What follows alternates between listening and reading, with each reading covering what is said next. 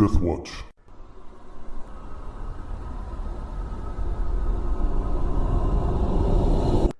All right, gentlemen, welcome back to the Death Watch Call of Cthulhu Campaign. I am Travis. I will be your keeper tonight. I am joined here by the usual collection of players. To my right is Brandon. Brandon, take it away. I am playing Nicholas Saucedo, a World War I veteran who was horribly scarred and now seeks some method in the realm of the occult to restore his looks so he can rejoin society. My name is Justin. I am playing Lance Monroe, a cult enthusiast and occult studier of the occult, who is a burgeoning mage. Hi, I'm Chris, playing Charles Stanton. I'm a big game hunter and guide, and I'm hopefully going to kill some one-armed people today. I'm John. I'm playing James Whitmire. I am a thief and a smuggler. Also, I am better at finding artifacts than everybody else. That is true. So last we left off, you guys had quite an eventful day, and you were heading to a bar to meet with Jesse Hughes and discuss what your next move was going to be. But before we get there, as everybody was leaving your room, James, because they were all gathered in there, and you were trying to keep the Golden Ward hidden, and they all leave, you kind of let out a breath, and you go to pack everything away, join them on their way to this bar. And as you're putting that golden section away, give me a spot hidden roll, please. Nice. Okay, so on one end of that section of gold with the geometric patterns inscribed on it, you see something on it. It looks like burnt flesh, like maybe from the tips of somebody's fingers stuck there. All right. And it's just on that one end. Yeah, I'll try to rub it off. Right. Okay. Yeah, it comes off easy enough. Okay. Was it sitting over one of the symbols? No, it was just on the back side of it. The unmarked side. Okay. Does it look like there is any type of heat or fire damage to it? No. Or like anybody has tried to reheat it? No, you can see some scuffs from its purported age. If it came from this site or something, it would be several hundreds of years old, but it's been cleaned up since then. Okay. And polished. All right. Who knows what was wrong with that, the person that I found this on, or next to, was being all dried out like they were, and then that guy spitting up all that stuff is probably one of them. But I do want to take some time and hide this. What I'd like to try and do is, depending on what type of bed they have in here, I want to get it, like if it's a cross slat, right? I want to get it under the box spring or the mattress, on the top one, on top of one of those slats. If I can do it without it looking like there's something there, right? Maybe like towards the middle of the bed. Yeah, it should be no problem, as the piece is relatively flat, except where the ends were twisted, where it looked like it was torn out of the whole design. Yeah. So yeah, there's no problem hiding it, and you get your room in order, and you leave to join up with the rest of them. And Nicholas, he had mentioned a bar that he called, with great imagination, Lima named it Lima Bar. Right. Down there by the water. Yeah. And that's where you guys are supposed to meet him. Mm-hmm. And is there anything you wanted to do, any of you, before we skip to the bar scene? I'd like to go ahead and pack my pistol at this point.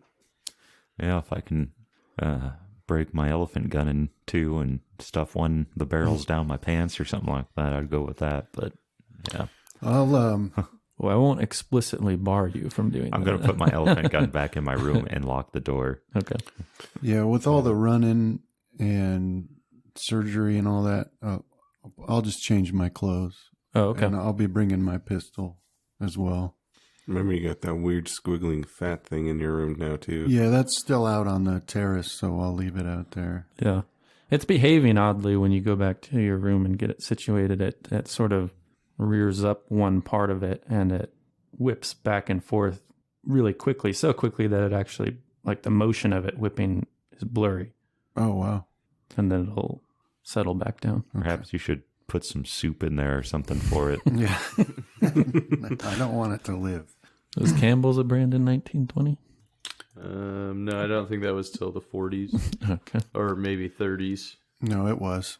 Yeah, Time to they had Google. it during, They were around in the Depression. during World War. Really? I thought that it started a little bit later. Now we have four nerds Googling Campbell soup. 1918, maybe? Yeah. So you're probably right, because I think that was established date. Well, in any case, it's just some new behavior from it. Yeah. All right. Founded 1869. I wanted to see if I could. Really? Never Yeah, mind. 1914. Yeah, that's what I'll do. I'll change my clothes and make sure to bring my pistol. All right, making it down to the waterfront is a little bit of a walk, so you guys can catch these trams they have running at all times. And you each step off of your tram in front of the Bar Lima, which is an older establishment. It looks like it was converted from something else. But you see outside and going in and out, sailors and longshoremen, and a higher percentage of foreigners, seem to gather here. Perhaps that's why Jesse Hughes picked it. And as you press inside, it's pretty jam-packed. And you see Jesse over there standing by a booth he's holding for all you guys. And the entertainment in the bar tonight is somebody running a marionette show, actually. And currently, he's puppeteering a thin, darkly dressed man with a wide hat who's stalking behind some girl with, it looks like almost like paper backdrop. Behind it, like a hilly backdrop. And none of the longshoremen or sailors are really paying attention to this as you make your way over to Jesse Hughes' booth. And he's like, what can I get ordered for you guys? I'm having whiskey myself. Yeah, I'll have what you're having, Mr. Hughes. Thank I'll you. give a nod. Club soda? Yes, please. Gin and tonic. All right, yeah. So he gets a waiter over there and has all your drinks ordered in there presently. And once you guys have your drinks, he says, I thought with the events of the day, it might be good if we get everything out in the open, because I have I don't know about you guys, but I have severe reservations about undertaking this expedition with Larkin at the head of it. And is that how you guys feel? Yeah, I feel that way, and I think we all need to keep a very close eye on him. Well, that night we first met him at the bar, I'll tell you what I already told Nicholas is, I was originally in Lima because I read about the Pishtaku myth. I go in for folklore and I write books about it. And the way I do that is I travel to the places where these myths are and I just search out the truth. And 9 times out of 10, it ends up being a death cult behind it or at least some people you wouldn't invite to dinner. In this case, I found, some contemporary articles about murders where the fat of the victims were stolen from the bodies, and it just made sense that my next book might lie here. With some of the things that have been happening today, I think calling them myths may be a bit far-fetched. I think the possibility needs to be arisen that these could be actual encounters with some sort of unexplainable cult or powers that turn the fat within the body into some of those things that that I was forced to carry through the city back to the hotel. I think the more pressing issue is that what do you have against Larkin, or what should we know that makes you say that we shouldn't be following him? Well, that's what I was getting to. So I was down here in Puno, where I was doing my investigations, and I had learned there that the people, did seem to believe in these Kari Siri, but the stories were too fantastical for me to accept at face value. But I did, just the number of them and the recent murders made me think that there were people using these myths to perform whatever cult religious acts that they were about doing. But it was when I was in Puno that Luis de Mendoza was pointed out to me as being a prominent figure. Well, he was pointed out to me as being a Kari Siri. I took that to think he was a prominent figure in this death cult that I think is at the root of all this. So I followed him back to Lima, where I realized his connection to Larkin. Now, I don't know if Larkin is a member of this cult, but they seem to know each other.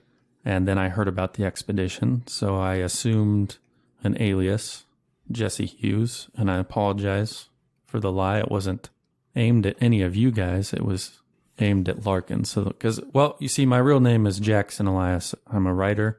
He might have read my books. I don't know. That was the reason for the ruse. So anyhow, I joined up with this thing, or with this expedition, and just the way Luis de Mendoza was sort of glaring at me, and then later in the night at Mr. Monroe over there, kind of made me a little suspicious that he might be on to me looking into this Kari Siri myth. So I didn't stay at my room that night, but when I went back in the morning, there was nothing, no indication. You know, I was just being spooked easy, I guess. But then I heard about your guys' troubles. Now, Nicholas said that Stanton was targeted by a man with some sort of disfigurement or extreme body modification. Disfigurement, I'd say. He had way more teeth than should be possible, and his mouth seemed to open wider than is realistic.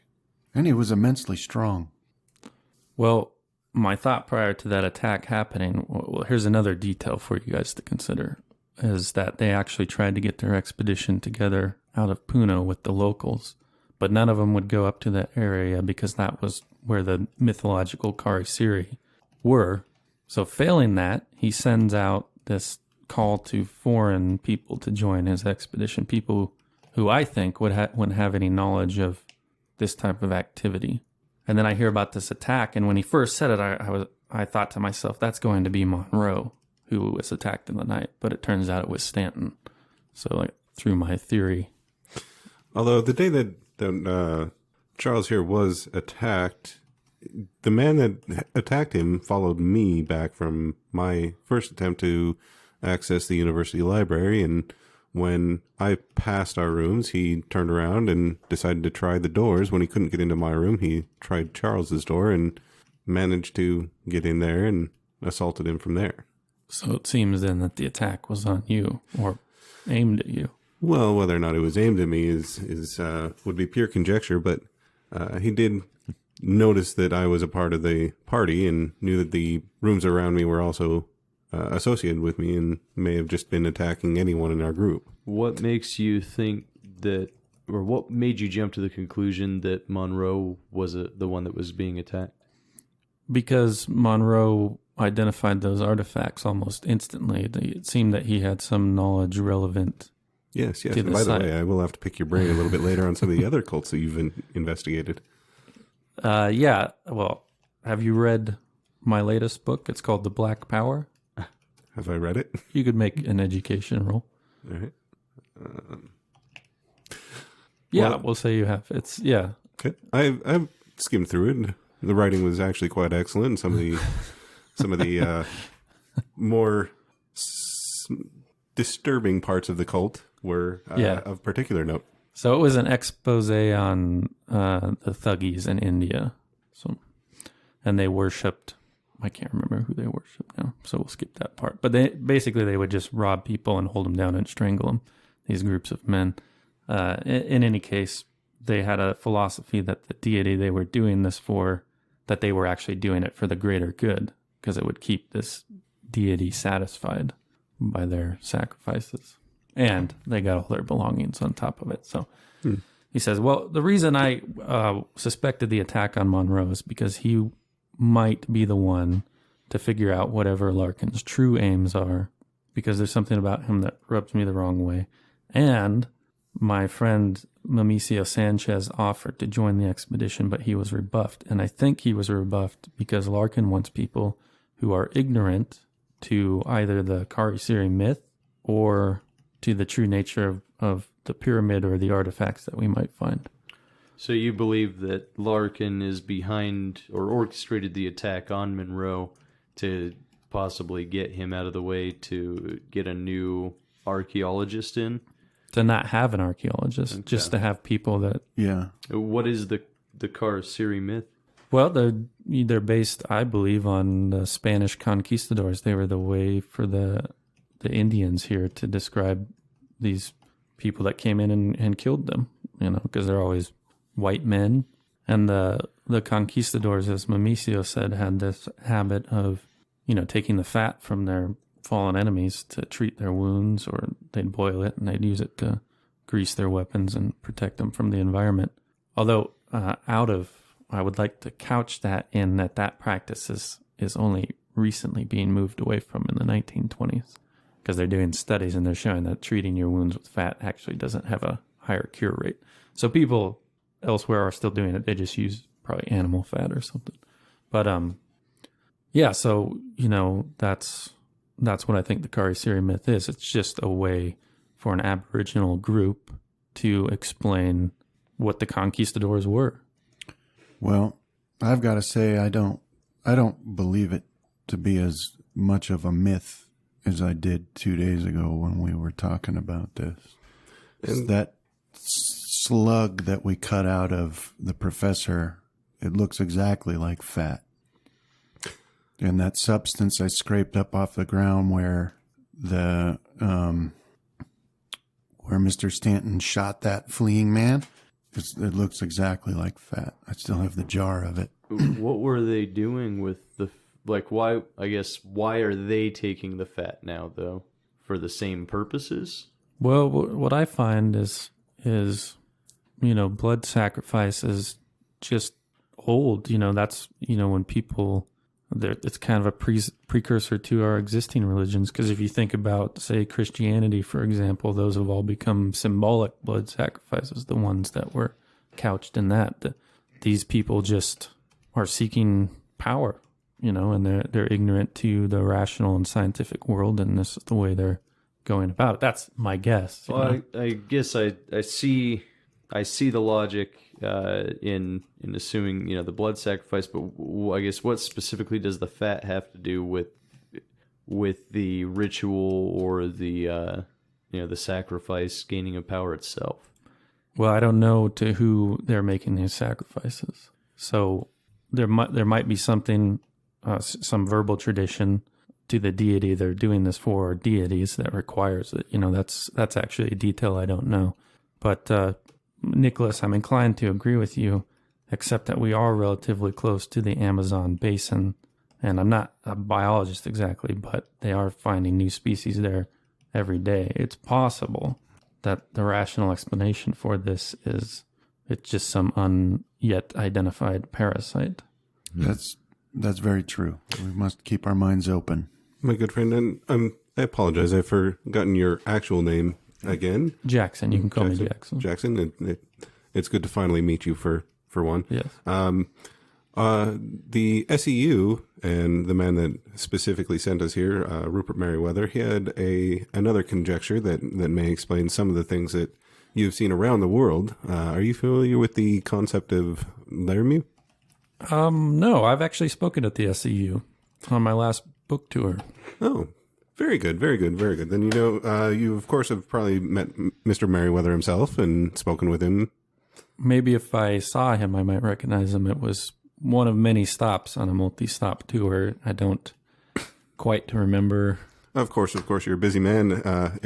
If you are who you report you say you are, and the books that you've written are quite well known. Rupert Merriweather prescribes to a theory of a unified ancient culture that has been since destroyed, that was the basis for all of our individual advancements, our advanced cultures. Egypt, the Incas, any place around the world where civilized organization has risen far earlier than the other areas around them.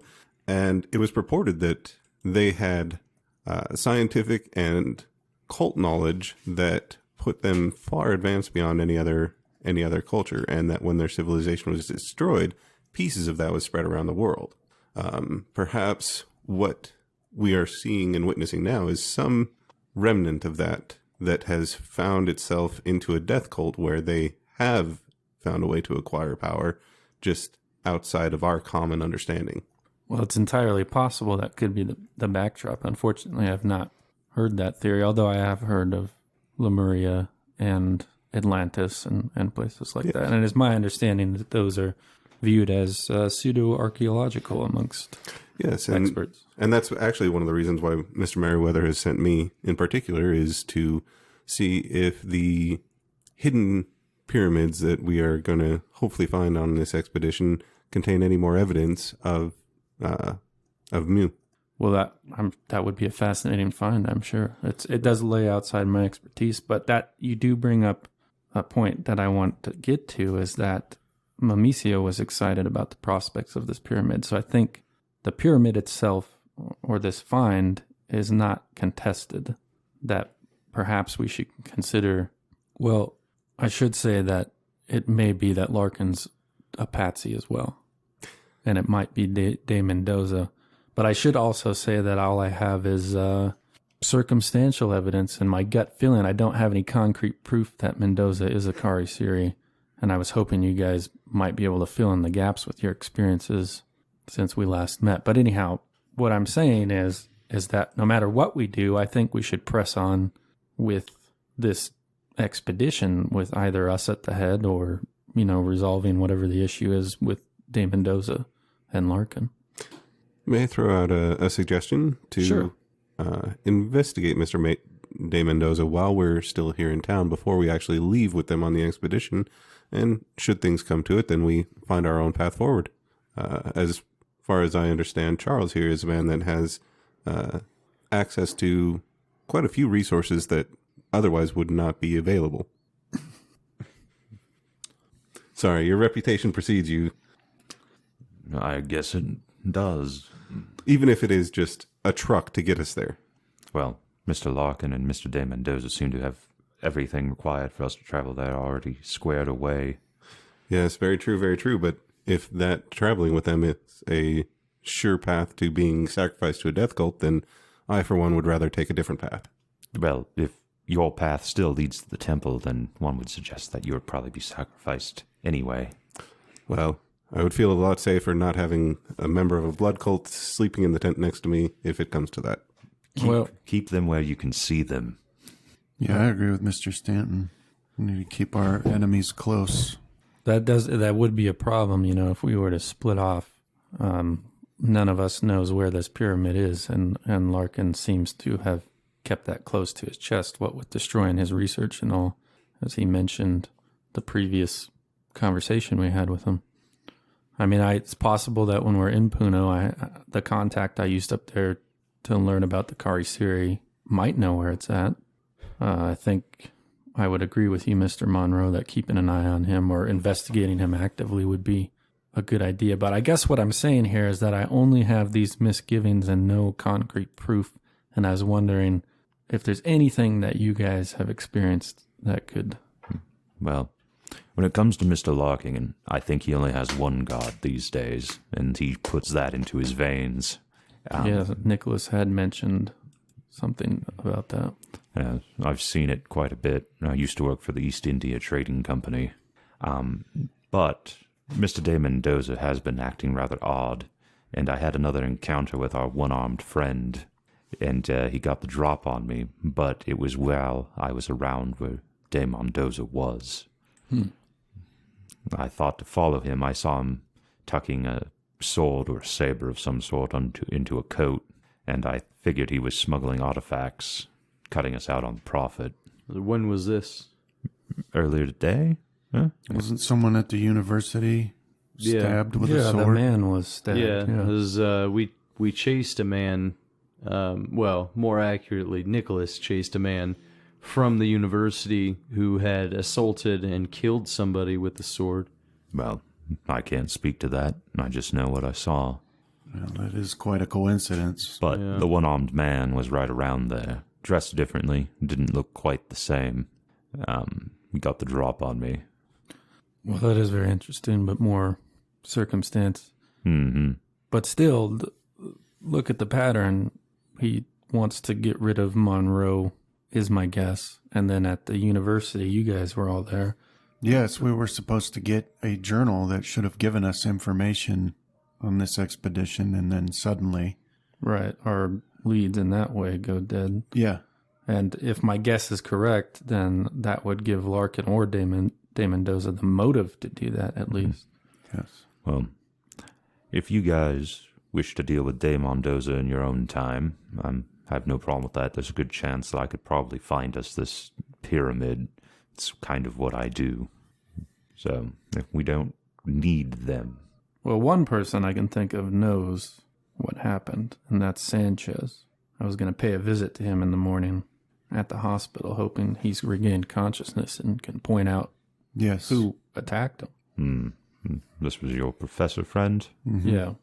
He's the one that the parasite, for lack of a better word, was found in. Well, what's to stop whoever attacked him from finishing the job in the hospital? That's a very good point. I hadn't thought of that. I think maybe I'll go. Maybe we should go spend the night there. I would suggest Keep that a we watch. are no longer split up from each other. That we should always maintain at least 2 people. I agree. I agree with Agreed. that.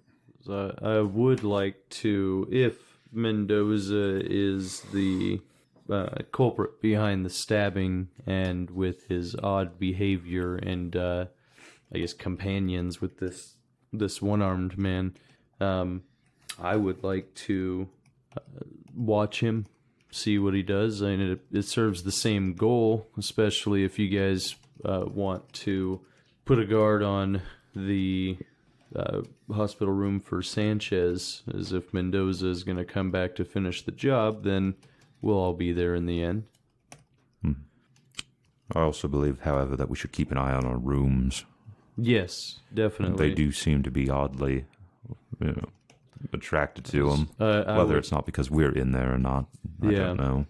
As If you guys want an alternative place to stay, I stayed at a friend of mine, a priest. I stayed at his church last night because I was worried about Mendoza. yeah, I would definitely like a new place to stay. I mean, it's not the Maury, but it won't have severely disfigured men popping through the windows, hopefully. Yeah, that's a good idea. Yeah. I'll take you up on that offer. As, Well, I, for one, am going to go to the hospital, I think. Yeah, I'll take anybody who joins me. yeah, I'll go to the hospital. I'll follow you there. I'd like to pick your brain on several things that you've written in your books. Okay. I'll meet you at the hospital.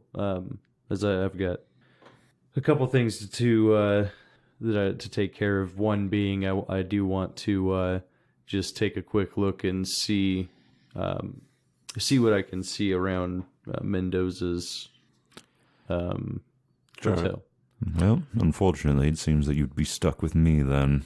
All right, so shall we go get our belongings and take them to the church and then Yes. head to the hospital? Yes, that's Yes. one of the things that I was going to do. Okay. Is go grab belongings. All right, so James and Charles are going to move your guys' location, and then from there you're going to stake out Luis de Mendoza and Larkin, Yeah. and then the rest of you are going to head off to the hospital. Yeah, we're going to get our stuff and take it to the church. Oh, okay, and so then, you'll Did all do you- that first? and then go to the hospital. Do you want us to grab your stuff? Well, yeah, that would be, I mean, Is that way you guys can get to the hospital okay. as quick as Just possible? the 2 jars out on the terrace, don't open them Okay. under So any circumstances. just It's gonna freak you out. so just keep to the stuff that's actually inside the room then. Well, no, you got to bring them. Oh, Just don't open them. Okay. All right. Okay, so you guys get your stuff moved without incident, and then we will follow Nicholas and Monroe as they go with Jackson to the hospital. And Monroe, the book that he wrote that was of most interest to you was published last year. That was the one he was doing the tour for, which was called The Witch Cults of England. But the chapter that you enjoyed was the New England ties to these old English cults. And that's where he talks about a few cults that are now basically broken up or dead, for lack of a better word, in New England. Amongst them were the cult of Starry Wisdom in Rhode Island, the cult of the Bloody Tongue in New York and elsewhere, and also it mentions the Church of Contemplation as being cult-like. And you've read that. I think you're one of the players who's read that file, yeah. So yeah, that was you just did not happen to be at that when he gave his little tour lecture on those different cults and that book at that time. So yeah, that's something you can be picking his brain about, and if it's those specific ones, he's like, I just traced the links, and most of them were dead ends. I think in some cases, like the cult of Starry Wisdom was shut down by the local authorities sometime in the late 1800s. And the Church of Contemplation also shut down by the authorities in Boston, and that was 10 years ago or so. And relics from those kinds of things are what I imagine populate my Curioso or museum. And so, yeah, I'll be talking to him about my collection of things. Okay.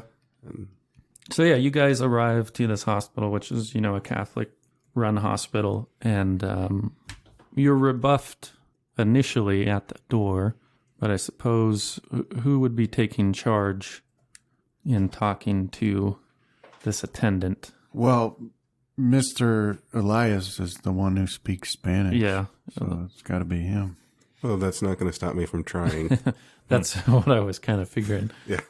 Yeah, so I'll, of course, walk in and with all the bravado of an American in a foreign country, I'll say, "Sir, we would like to see Professor Sanchez. We understand that he was brought to this hospital, and we are friends of his that were speaking with him just before the accident, and we would like to make sure that he's okay." Okay, go ahead and give me your luck roll. All right, you did not find a Spanish-English speaking person, so Jackson recognizes the look of confusion that comes over her face at first, and so he starts translating for you, and then she says some stuff back, and you get that they're closed for visiting. All the wards are. Should I make a Spanish check? A lockdown. Yeah, go ahead. It's always the possibility. It didn't even show me any roll. Weird. Can I Well, yes, that's what I was going to say. So it'll look like it'll take some further convincing. Can I hold out, surreptitiously some cash? Yeah, sure. What? Let me try. Can I try my persuade first? Okay. Even though it will be a translated persuade. Yeah.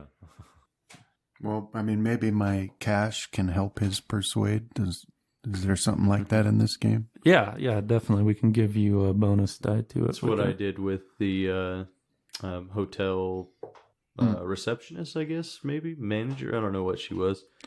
Well, actually, she cost me $10-15. Looks like Lance got it there. So, all right, then I'll put the cash back in my pocket. She's like, no, that's why he succeeded. So she agrees to allow you guys to check up on him quickly. And she leads you to the ward that he's in, and he's unconscious or sleeping when she lets you in. This room actually has multiple patients in it, and he's lying in a plain white cot, and there's a little bit of a curtain that separates his bed and the next bed to it, And it seems just by hearing the coughs and stuff that it's some sort of sick ward of some kind, maybe. Oh, right. So I'll put my handkerchief up to my face then. Okay. And how many entrances are there into this room? So it's a long rectangular room, and there's the one you guys walked in from, and on the opposite end there appears to be another one exiting the room. Do they both go to the same hallway? No. Okay. And is this the first floor? Yes. It's more? actually just a long one-floored building. It's more spread out. All right.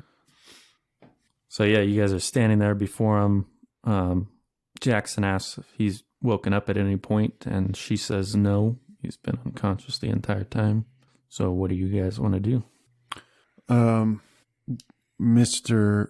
Elias, we have to somehow convince this woman to allow us to stay here. Well, I can give it a shot. Unless you can think of a better way to keep an eye on him. Like, how many entrances to the hospital are there from the outside? That's the only alternative I can think of, is if we can't be in here, is to cover every way in. Right. But, I guess I wasn't paying that much attention. Are there any windows in this room? Yeah.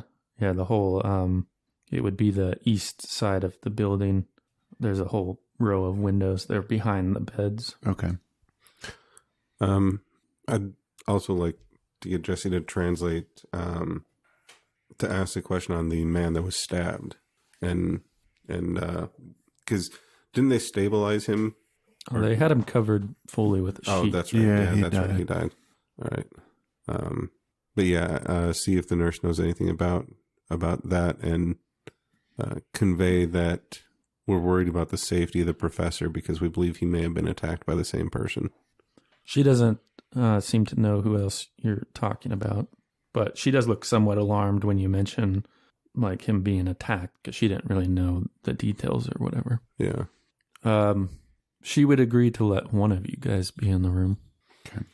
After Jackson poses it to her.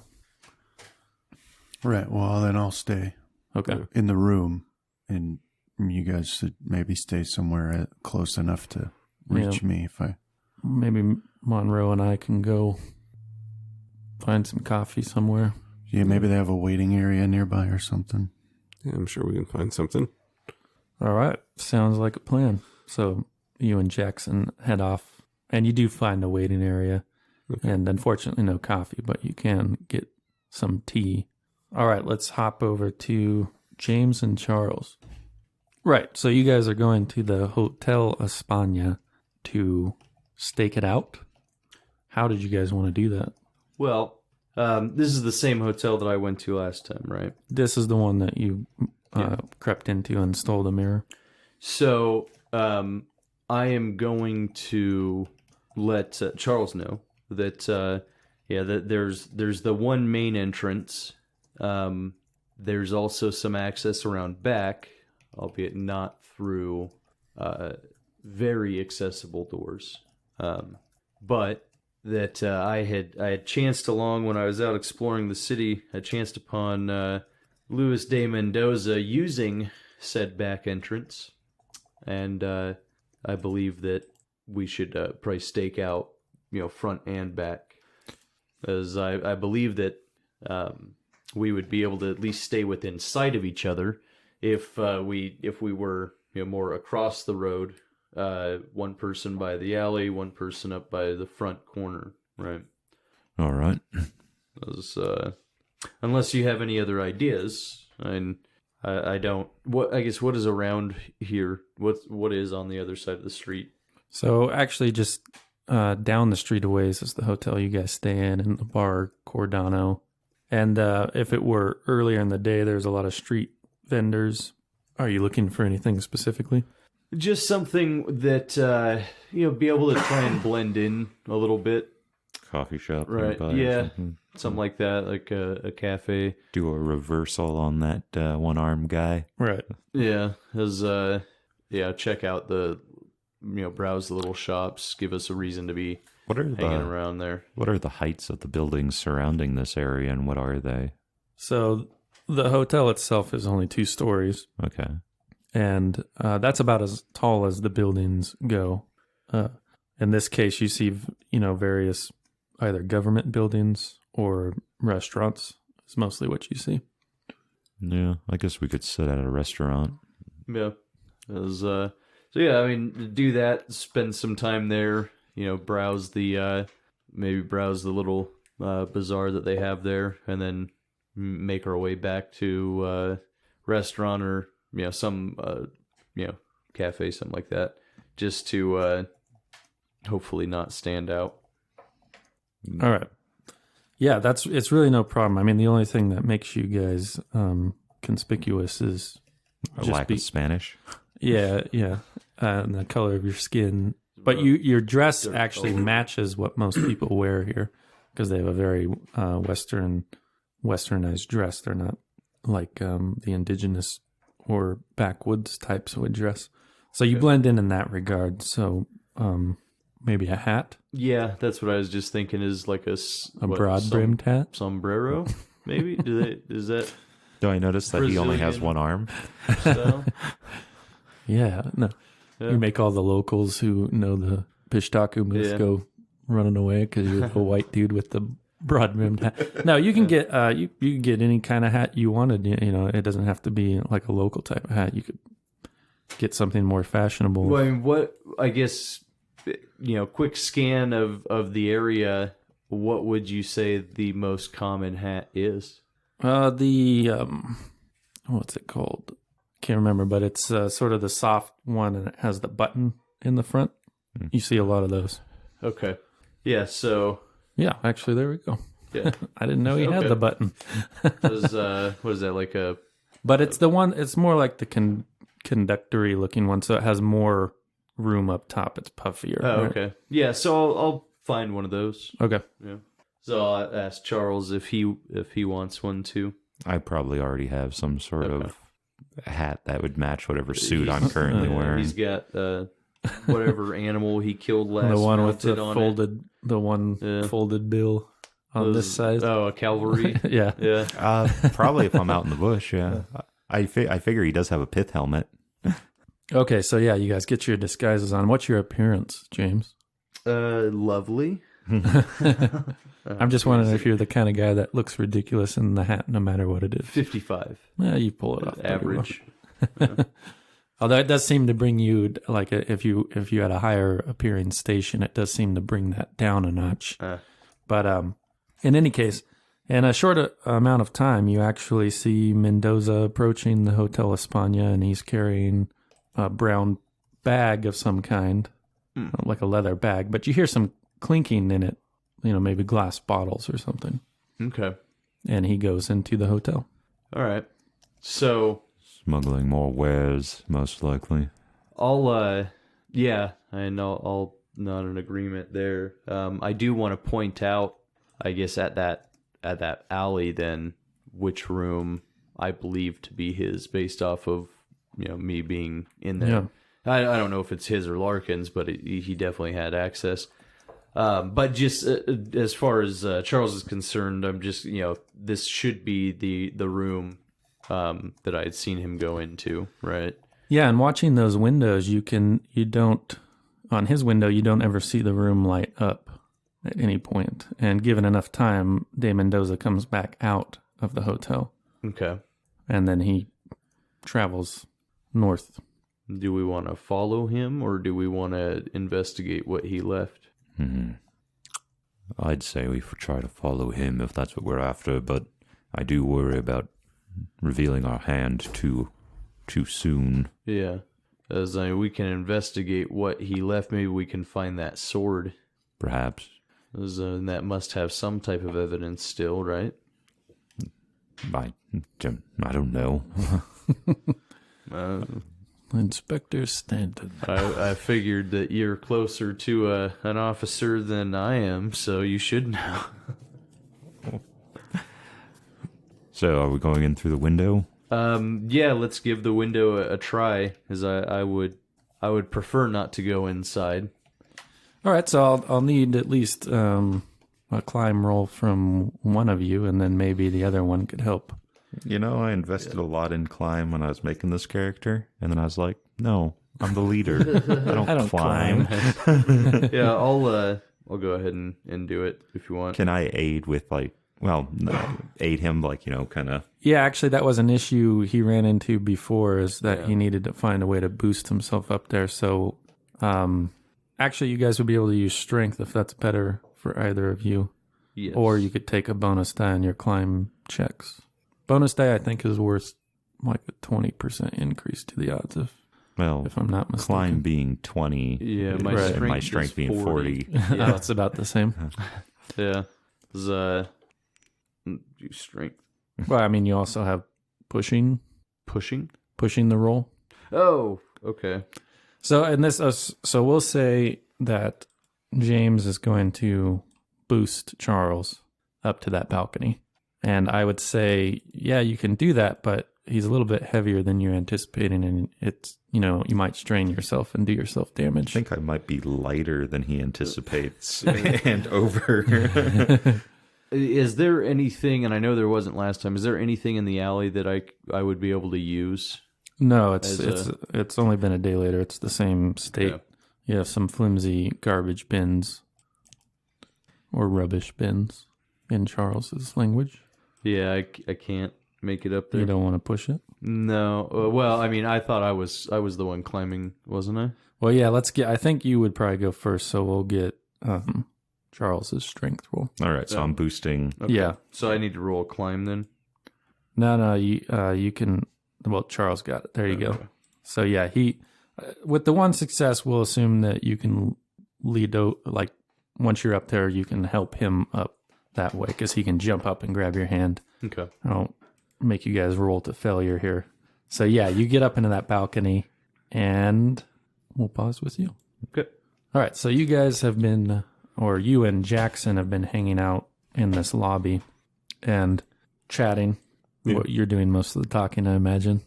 Yeah, I would probably be talking about all the different digs I've done around New England, trying to uncover artifacts from cults of the past. And yeah, he's very polite, and he seems to pay attention to what you say, and that's probably digging a deeper hole for him if you get that kind of encouragement, I imagine. Well, my guy is also very interested in learning what he has to say as well. So I'll go off on one of my speeches, but then I'll want to hear what he has to say and the things that he's learned as well. So, well, the topic of South America comes up because that's where you guys are, and he says it's not his first time here. Well, it's his first time in Peru, but I did it. My very first book, Skulls Along the River, was actually about headhunters in the Amazon basin, and that was quite interesting. And he talks about that for a little while, and then he also looked into supposed sorceress cults throughout history, the Thuggies, the Mayan death cults that pervade even to this day. There are still some people who do those practices. Yeah.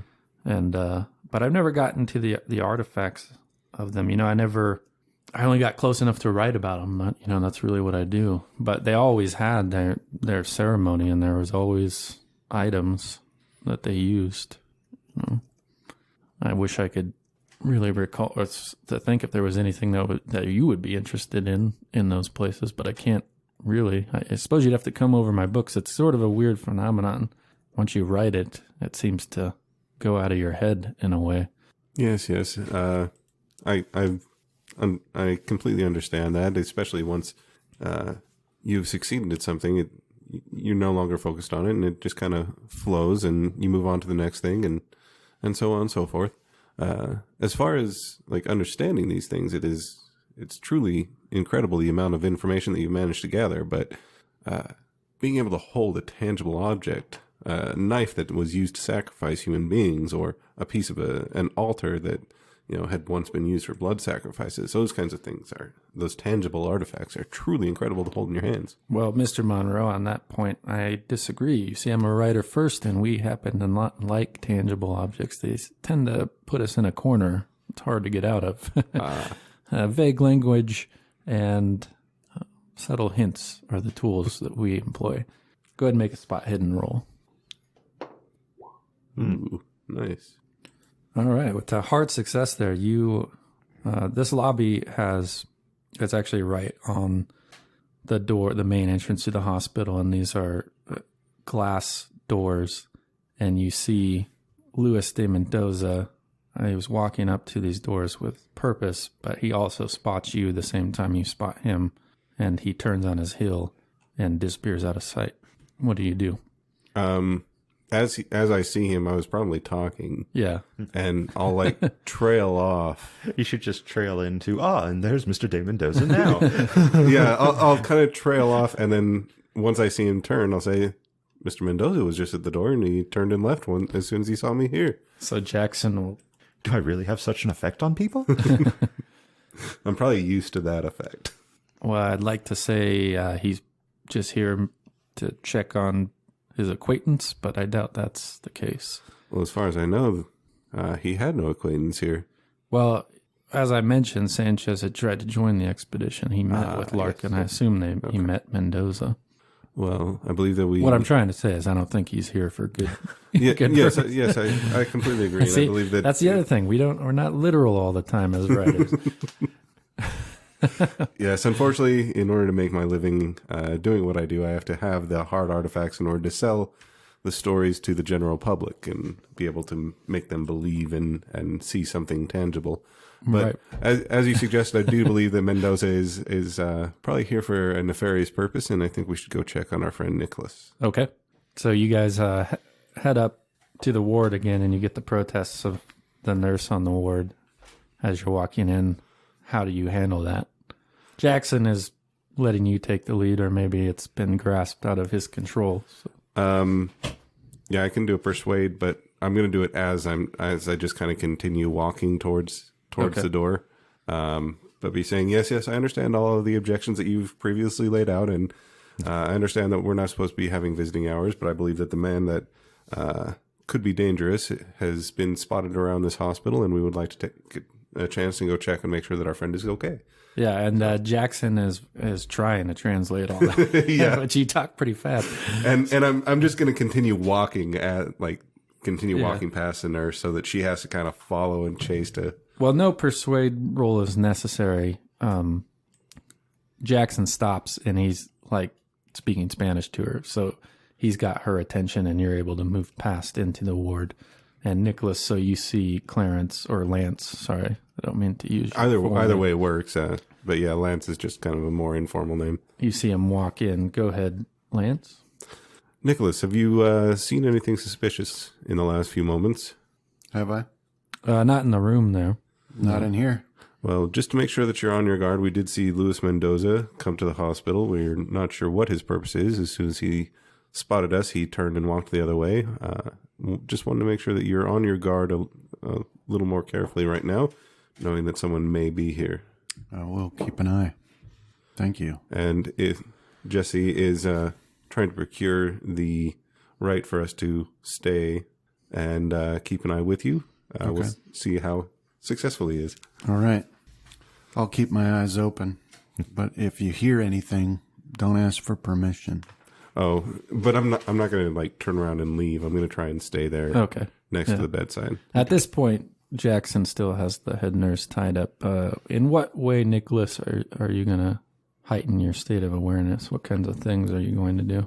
Right. Well, I'll unclip my holster, right, for an easy draw. And I'll just Open your eyes like this. I'll sit or stand. I'll stand just right next to his bed and keep my, if I can angle it so I can see both the entrances. Yeah, sure. Yeah, and a bit of movement actually in your peripheral outside of the hospital, outside the windows to the east, catches your eye. All right. And you see a figure in the bushes. Are there any curtains? Not over the window. Well, they're kind of drawn partially, okay, so that you have full view out the window. All right. At the height you stand.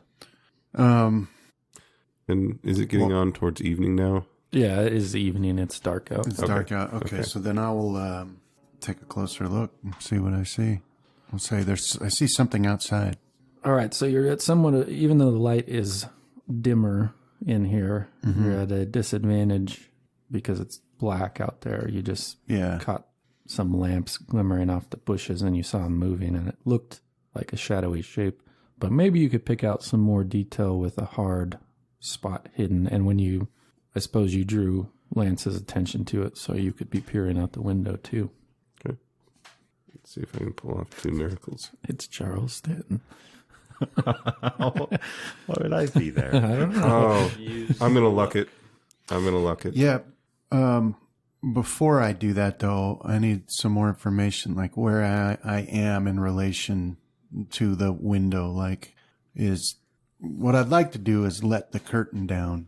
Oh, okay. And peek around it so that I'm not so visible from out there. All right, yeah. So you start drawing the curtains and you cover any sight from the outside. They wouldn't be able to get anything more than vague shapes in the light. Right. And then I'll peek out and see what I can see. Yeah, I don't think I have your roll yet. All right. Nice. And you're going to spend those 2 points of luck. Yep. Already did. So yeah, as you guys glance at this for a little while, he's kind of pressing forward. It seems that he's not aware of you guys spotting him. And although he recognizes the shapes near that one, so he's moved down to another window and he steps out of the bushes, and you guys can identify some detail that whoever this is, looks to be Luis de Mendoza. You catch that, he's got that mustache and that, I believe he had a mustache. Yeah. And that scruff and those deep set eyes. You kind of pick out that image in the half light from the window. Yeah, so I'll whisper, that's definitely Mendoza. Stay out of sight. We have to wait for him to make a move. So yeah, he goes about 4 windows down, and he's at that window now, and you can hear something like something picking, like maybe like a blade digging into wood or something like that. Okay. All right. So I'll go get Jess or Mr. Elias. He's going to break in that window down there. Will you be okay here by yourself? Yeah, if you hurry. Okay. Yeah, And well- when he says hurry, I'm actually going to run. Okay, well, when you turn around, Jackson is on the heels of this nurse who's coming in, and she's trying to be quiet but also forceful, speaking Spanish at you guys, and that noise sort of covers any other noise that you are hearing. Okay. So I'll So yeah, I'll turn like I'm about to sprint and just stop and keep her quiet. I want to, Neutralizer.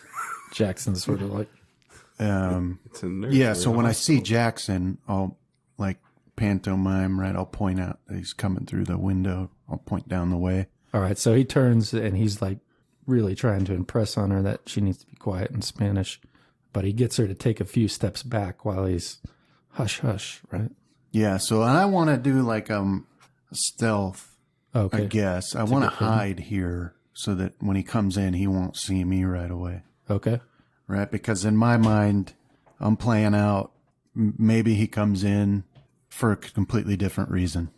And so yeah. I don't want to just plug the guy right when he breaks in, right? So, Okay, so yeah, with all that time you've been anticipating this, I'll actually give you a bonus die on your stealth roll.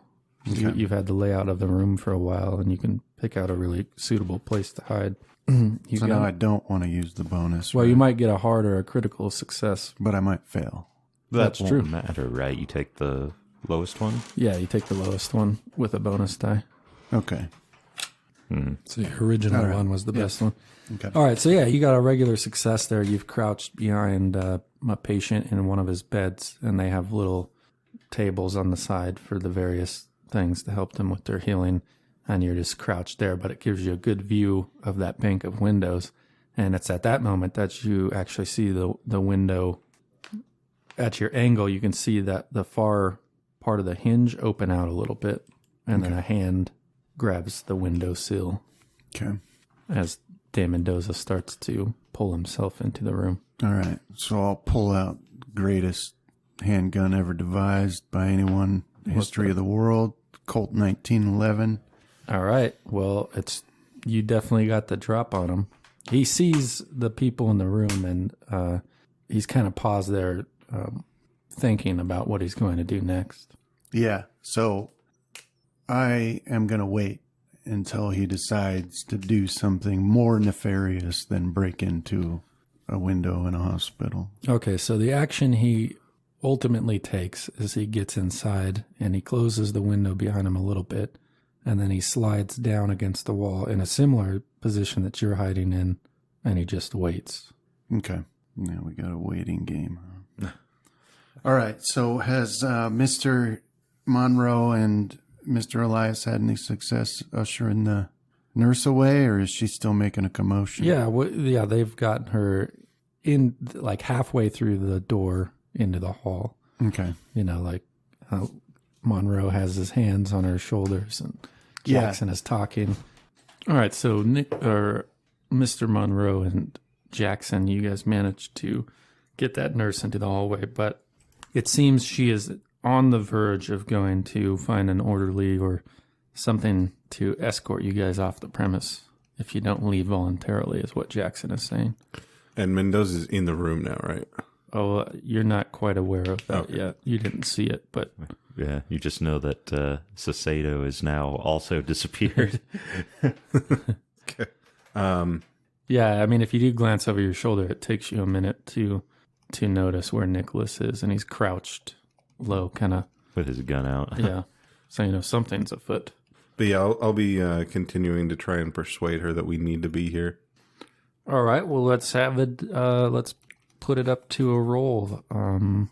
You can do your persuade. I'm going to give you one penalty die let's not do a penalty. Let's just make it a hard because it's going through translation.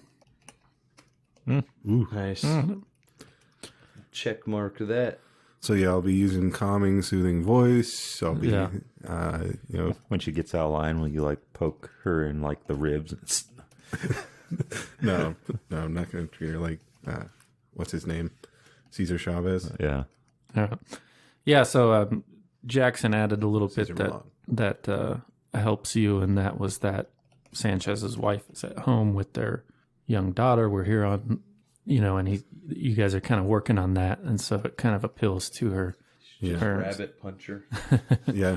And just say we're not going to be interfering with any of the other patients. We're just here to make sure he's okay. We're worried about our friend and Judo chop. Vulcan death pinch. All right, so yeah, you guys are back in the room. So I'll give you the hard spot hidden to see if you can see De Mendoza. I'm glad that persuade worked. My next one was try and use my magic. Oh, yeah.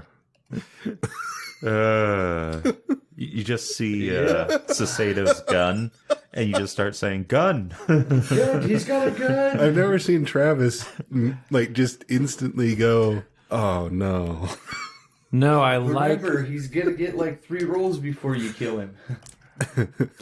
I like where Chris is going with that. So, because it basically alerts De Mendoza. So that's what you do is, you have no understanding of why Nicholas is crouched down there. So you actually, Nicholas, what are you doing there? And why do you have your gun out? So yeah, you can go and do that. Yeah. So, But yeah, I'll turn around. I'll be looking around. I'm like, why are you crouched down like that? Mendoza can be in here any moment now. Yeah, I'll spit a curse and immediately stand up and approach De Mendoza with my pistol drawn. I'll tell him, stand up, get your hands up. okay, yeah. Well, a couple of things happen at once here, so we'll have to go to the dex order. Is when Mr. Monroe rats out your position and your possible intent, De Mendoza thinks better of being in the room, and he tries to slip out that window. Now, with a gun ready, you have a plus 50 to your dex score, so that actually does... You would be able to act first if your purpose... Well, yeah, so you got the first action. All right. So he's trying to flee out the window? Yeah, he's turned to slip back through the window.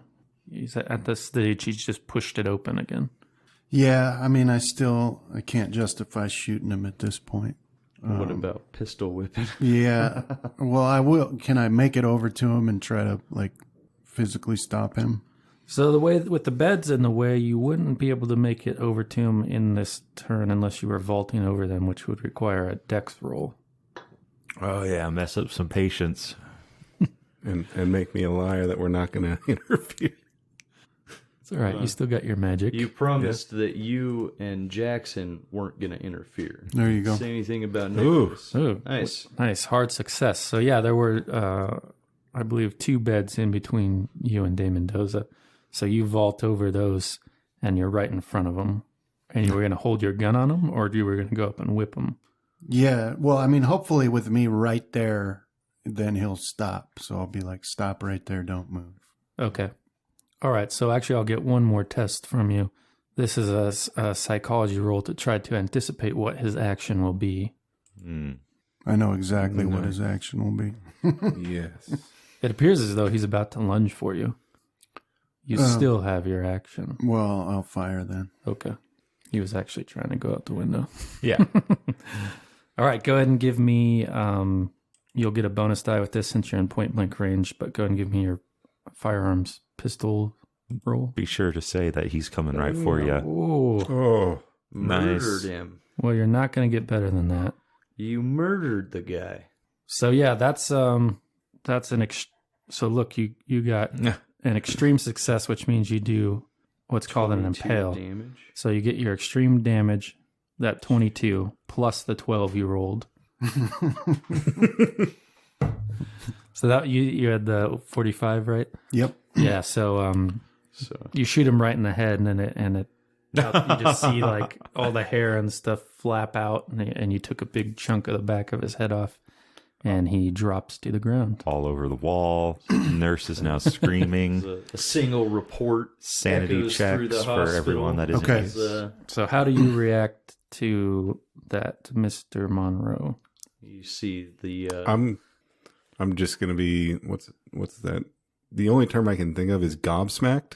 Right. That's a good one. Actually, I'll take a sanity roll from you. Yeah. It's just a small one. Because but I had not even seen Mendoza, and all of a sudden, You got brains on a wall. all of a sudden, Nicholas has vaulted over 2 beds and shot the man in the head that I didn't even know existed. You know he died because of you. Yep.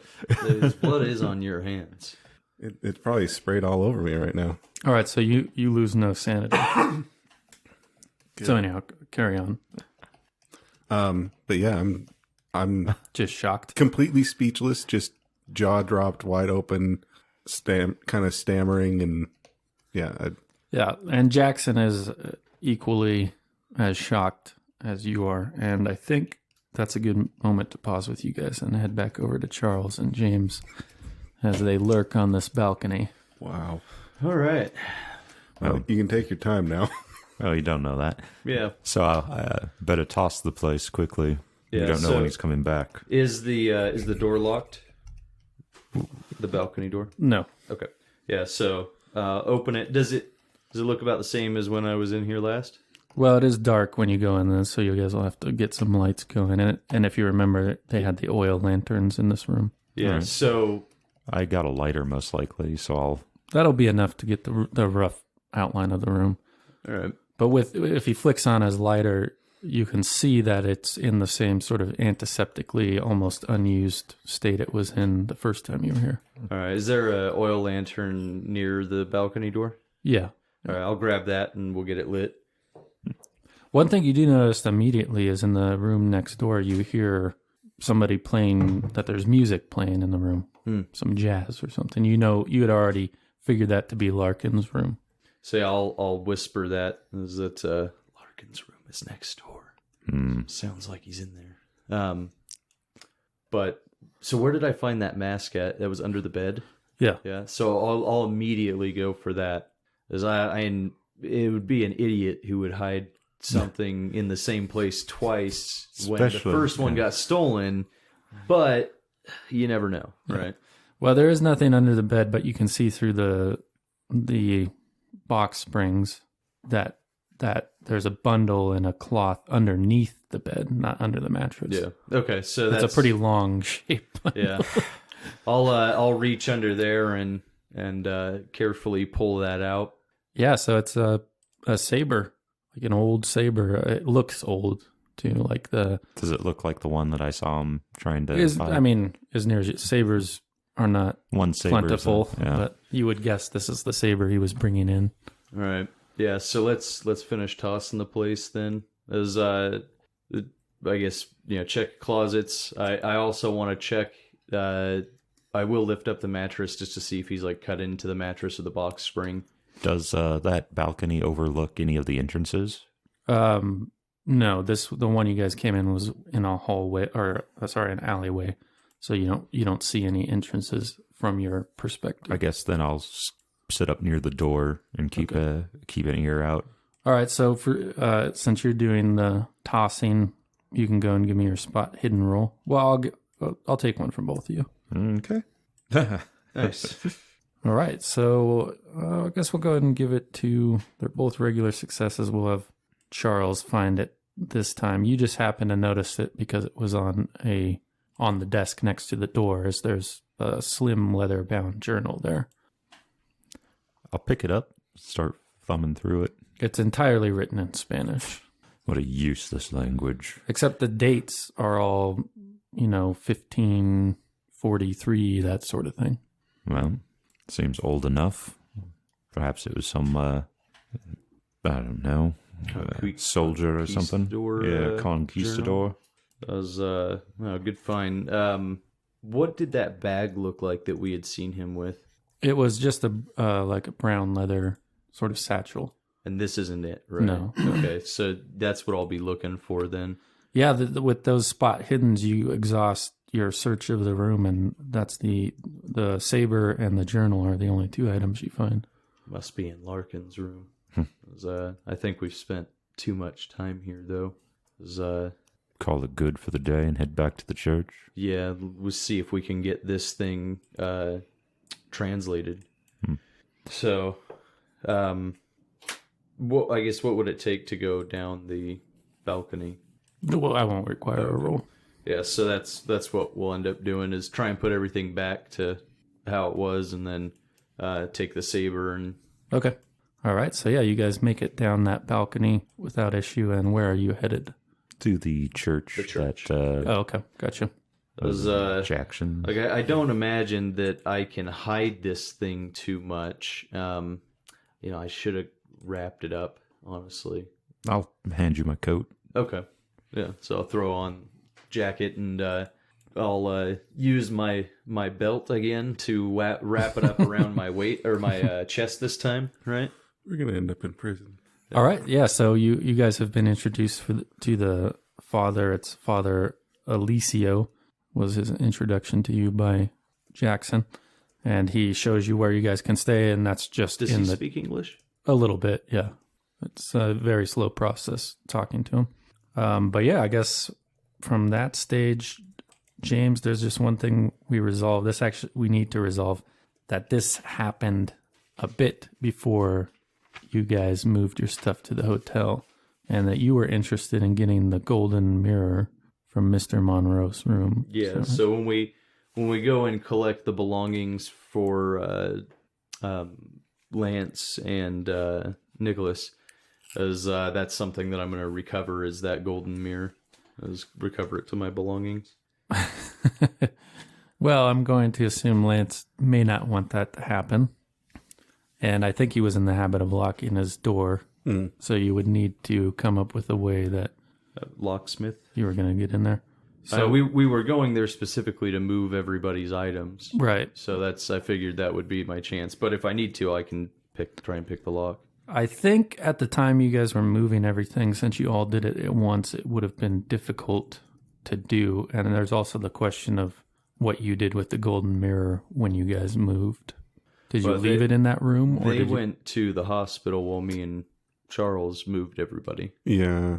Oh, I'm sorry. I had the impression that you all... That hadn't been the original idea, was that we were all going to go get our stuff, but I think they... All right, yeah, so then we can proceed with that locksmith roll. Actually, if they were going to be moving my stuff, I probably would have given him my room key. Okay. Just to, I guess, give you some perspective, this is not to take it back.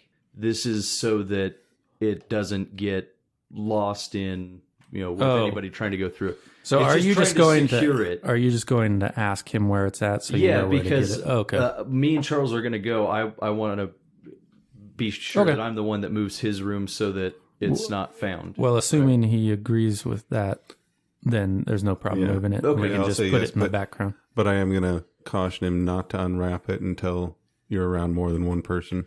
Yeah, I will tell him as well. Like, we need to, when we have a second, as I need to show you something as well. Okay. As something else. Okay, so we'll jump back over to Nicholas and Mr. Monroe. So there's a dead man at your feet.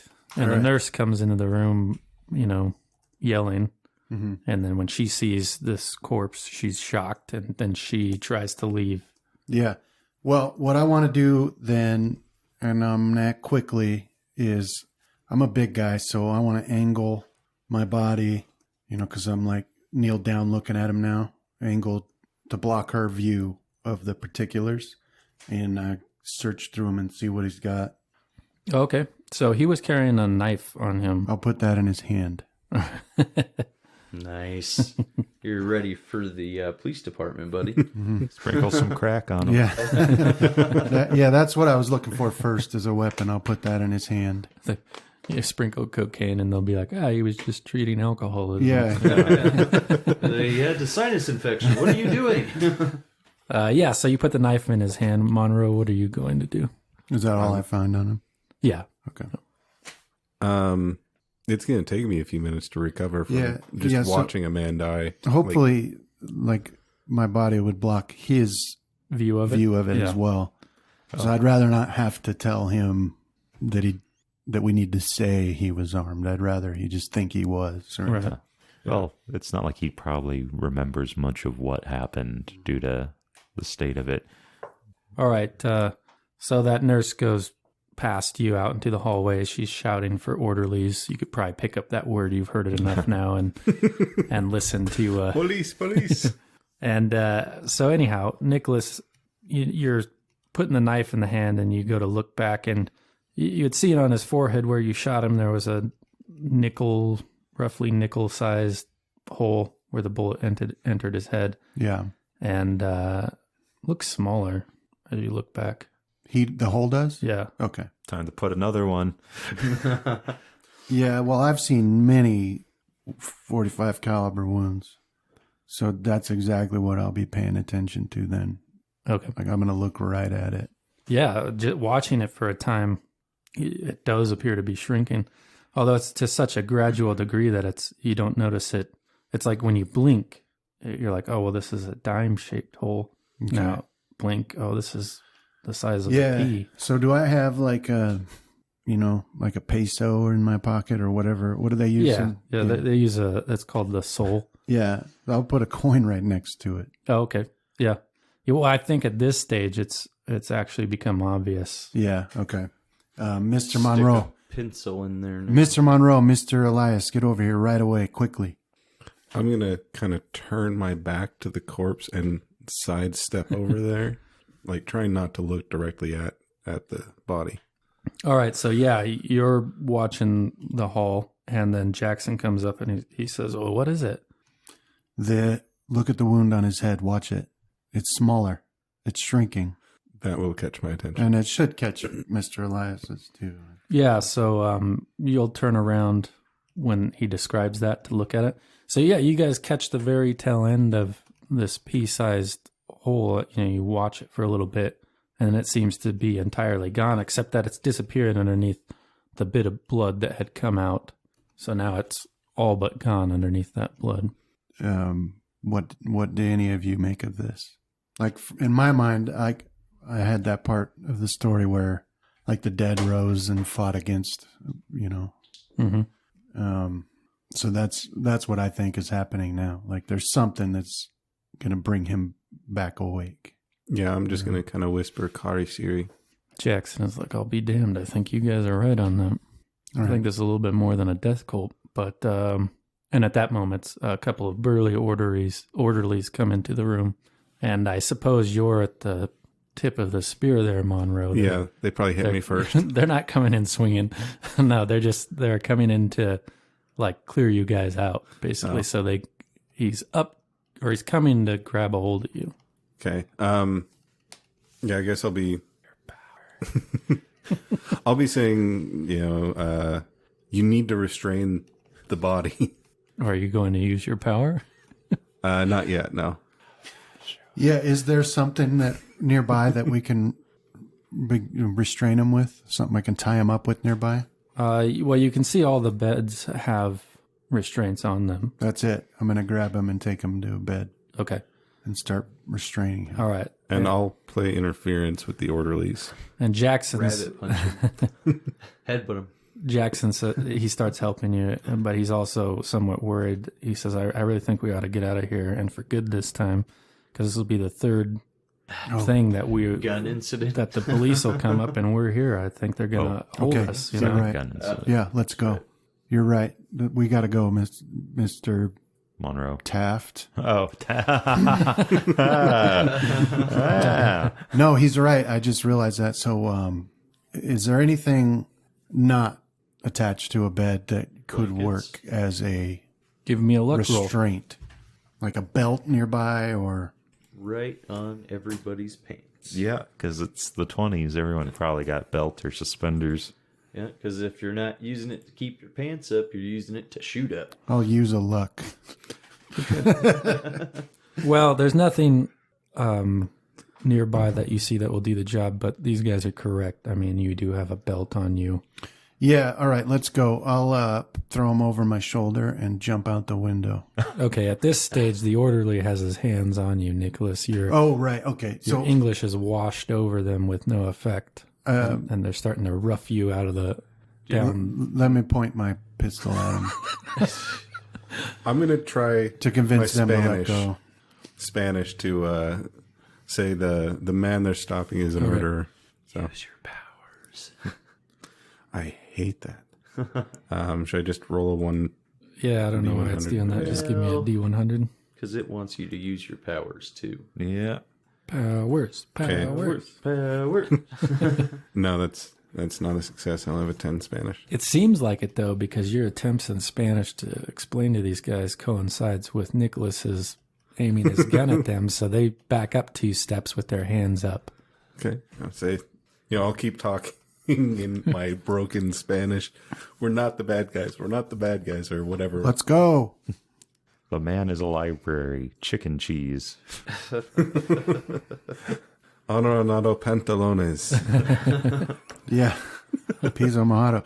All right, so yeah, now once they've let go of him, You're over urging my him out the shoulder, door. out the window. Okay. And Jackson comes right behind you. I'll tell him to lead the way to the church. Monroe? I will be right behind him. Okay. Or actually, I would probably go out before the person with the gun. Is that how you want to play it? Yeah. Usher everybody out Yeah, first. that'll work. And then you can throw Damon Doze out. All right. So, yeah, you guys all get out the window. Once Mendoza's out the window, while he's still trying to come through, I'll get my belt off to try and help restrain him as well. Oh, okay. So you guys spend a few minutes there, and you get him as restrained as you can with the collection of belts. Has the wound on the back of his head started to close as well? Well, you think so. It was much bigger, so there's still a lot of damage there.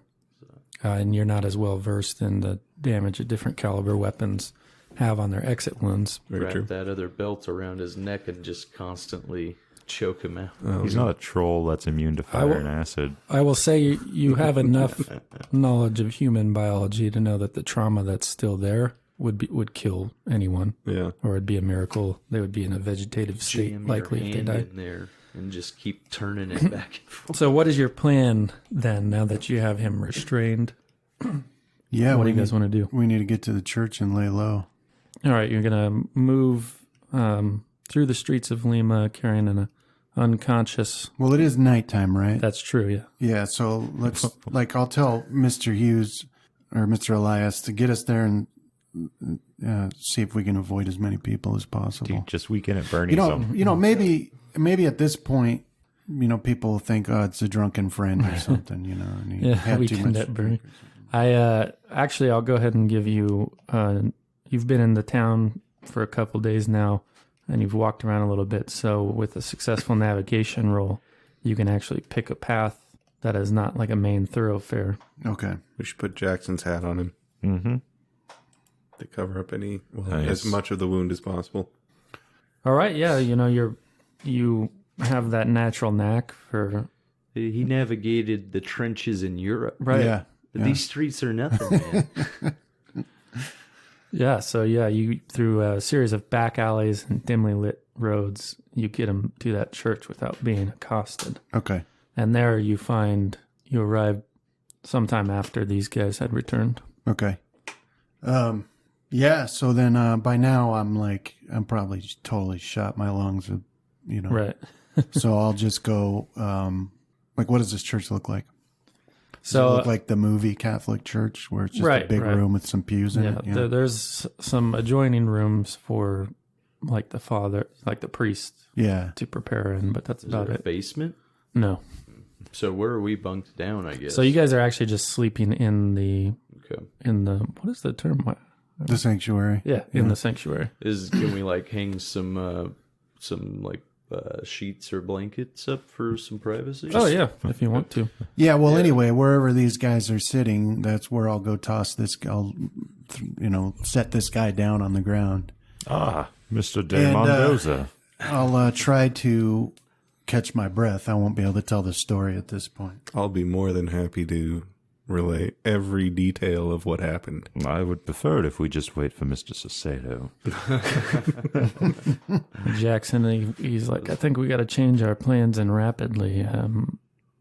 That nurse is going to be able to easily say, yeah, it was 2 white guys and a black guy. They shot a man. What do we do now? You can't go back to your rooms, that's for sure.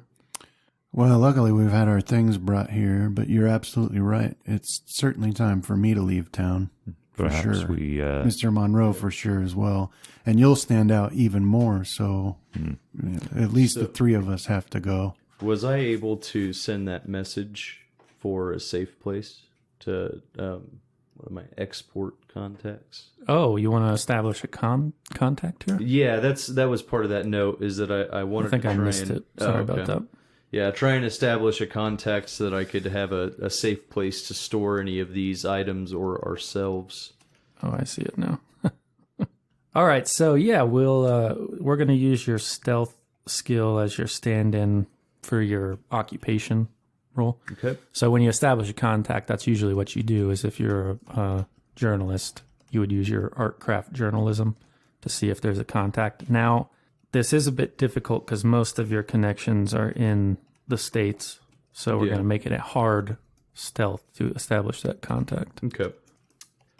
So could I push this saying that the idea I had was a telegraph back to the States to get Find somebody? Some assist or information on who would be more likely to help us? Yeah, I'll say the risk inherent in that is that you don't know how trustworthy that whole process will be or the person they put you in touch with. All right, can I spend luck? You can only push or spend luck. Oh, dang. Okay. No. Well, it's nice to see that all of us are burning our All right, so at safety here. this stage, you're just awaiting some kind of response. You sent your wire out, and now you're waiting. But anyhow, so you're back, or you guys are in the room looking at De Mendoza, and in the travel time, you have a good comparison. If you look at the back of the head, you can see it is definitely healing supernaturally. It's much smaller. Jackson's. He says, we might be able to catch a ship out in the morning if we're careful. Well, do we want to flee or back to the States, or do we want to go to this pyramid? My good man, we're not going back to the States until the mission's done here. Yeah, we need to get to the pyramid. So, yeah, we need a vehicle. Well, both, or you in particular, know that once you go to, it doesn't much matter how you get to Puno. It's once you're there that you'll need to arrange pack animals or something like that. So you had already plotted out that besides the trucks that Larkin had hired for Monday, you could also take the ship up to a town called Mollendo and then catch the train up to Puno. Unfortunately, there's no rail that connects Lima and Puno as far as your maps show you. Yeah, so... Did you find out anything about Mr. Larkin? Mendoza's room. We found the sword and a journal, but we can't read the journal. Yeah, I'll pull the journal out of my breast pocket and toss it to Mr. Elias. Jackson, yeah. Yeah, that must be the one we were looking for. Yeah, he says, this is the journal of Gaspar Figueroa. That means that De Mendoza is 100% responsible for the attack at the university. Yeah, I think we make the right choice then if we split off now from Larkin for sure. I mean, we almost have to. Mr. Hughes, the wound continues to heal. Does your knowledge of the Karisiri speak of any sorts of weaknesses or exploits? No. Does mine? No, there are mentioned, alongside vampires, but curiously, the common vampire weaknesses don't seem to have translated over to the Karisiri myths. All right. I say we just wrap them in chains and dump them in a river. You guys are pretty close to the bay. I don't have a better idea. Well, Unless we think we might be able to get some information out of him. Detach his head from his body and then dump the body in the river. Yeah. And is the a pretty head somewhere on the highway. But surely we should try to get some information from him. And that's why we should take a truck. if it's possible. Yeah. I agree. I don't want the police waiting at a port when we come in from a ship. Perhaps we can commandeer Mr. Larkin's trucks that he has prepared. And by now, That's a good once idea. again, my academic curiosity to the healing wound has overcome my disgust with it. So I'm going to be kind of poking and prodding at it while they're talking and kind of talking back over my shoulder. All right. So, yeah, I mean, in your examination, everything appears to be the normal human physiology. It's just that there's this gradual closing of the wound. It was quite a big wound. Yeah. So at this point, it's much smaller, but it's still fairly good sized. But yeah, I'll be kind of poking and prodding at it. Does it scar like a wound would if it were to heal naturally, or is it just coming back like exactly? It seems to like be it coming was? back perfectly. Okay, so yeah, I'm gonna be kind of poking and occasionally like peeling back the skin a little bit, or trying to get Right. Stab a letter opener into it. Does anybody think that there's anything to be gained from finding Mr. Larkin and He's back at the hotel. pointedly asking him some questions? I forgot to We're ask. in for a penny by now, so Well, I don't know if there would be anything gained. I would assume that we would be able to get information a lot easier out of Larkin than we would him, but we run a higher risk dragging him around. that's true. As I would say, let's take our chances with him, and I mean, if what you're saying is true and he's healing, then we could do whatever we want to him. It's always nice when you can cut off a man's finger and it grows back so you can do it again, especially one that's set upon you to attack you. And Okay. Did I know where Mr. Larkin's getting his trucks from for the trip? No, you hadn't had any further contact after the meeting. So you just got his planned route and where the trucks were coming from. I mean, other than that, you did previously this morning have two of your men seek out passage. Yeah. You haven't heard back from them yet if they got it today or for a separate day. The only thing about the trucks is he had said they were supposed to arrive on Monday. So you would have to glean out who owns the trucks and where they're at right now. How difficult would it be for me to just find transportation? Well, but it's the supplies we're worried about too. Yeah, I mean, if you guys, I guess if we have some time, me and Charles could make a quick trip over to Larkin, try and get him to talk. Jackson says, But Buno's pretty big. It's like 20,000 people. You can get supplies for okay. that half of it. All we need is a couple days worth of food for the travel up there right now. So where can we get a vehicle quick then? That'll carry all of us. I don't think it would be a problem. It's just the issue of us getting the vehicle. Maybe I could have Father Alicio go out and try to arrange it for us. I can ask him. Yes, do that. I would say that if we're gonna have to wait for him, that a couple of us should go and question Larkin. I also wanted to ask if you brought the larva back to the... Yeah, we church. brought all of it. Everything. We didn't open the jars, but we brought it. Right. Okay.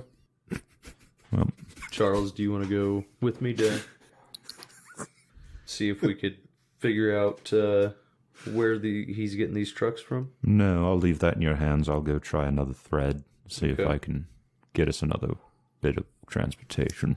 I guess could I attempt to I don't know if I know that I don't have any contacts here, but could I attempt to send another telegraph back to the States? And I guess how long does that take? It's pretty quick. Pretty quick. Okay.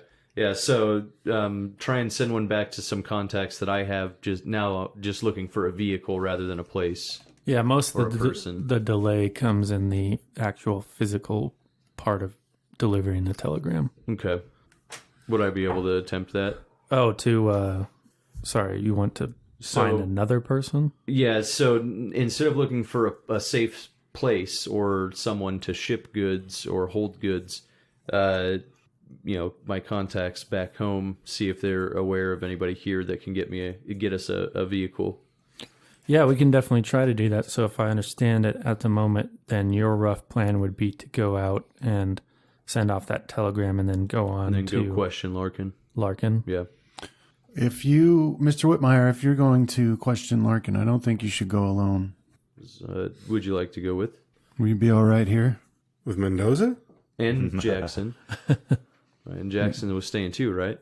Yeah, I'll stay here. I actually kind of really like the idea, you guys, as gruesome as it is, of separating his head and getting rid of him. I'd be more comfortable that way. How close is this wound? Well, you would guess at the rate from the time it took you to travel here, or from the time he was wounded to now, you might be looking at maybe 30 minutes before at least any visible wounds are totally repaired. Okay. Yeah, I'll suggest with how quickly these wounds are healing, he may be awake very soon.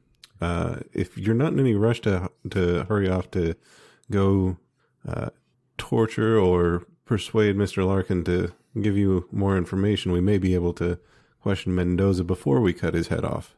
Well, if he heals like this, we could reattach it afterwards too then, right? Well, unfortunately, I am not quite as familiar as you may be with severed heads and the Kari series' ability to supernaturally heal, but I don't know whether or not he would regenerate from such a thing. Perhaps it's time to experiment. I'll take that saber out, and I'm going to just try and right in the head twist. Yeah, you go for it. I'm going to stop him. Well, you're worried about him waking up. I don't want him to wake up before we're ready. I'm going to try and stop him. I'm going to say, we may only have a very short time before we can question him, and he may have information on Larkin that could help you in your investigation. Do you really think that he's going to give it to me quickly? Well, I mean, if his timing is correct, it's not that far away. It won't hurt us to wait. Yes, and if all else fails, if he doesn't give the information, then you can push the sword through his head all you want, and then wait until you get back to question him some more. But if Mr. Larkin's habits for narcotics are true, then likely we'll find him passed out in his room anyways. Mendoza had a bag earlier. It sounded like there was some glass in there.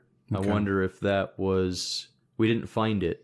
But I wonder if that was for Mr. Larkin. Let's just wait till he wakes up and see if he's going to cooperate. And then right. Well, it's only a half an hour or so. Can I get out to do a telegraph and get back before half an hour?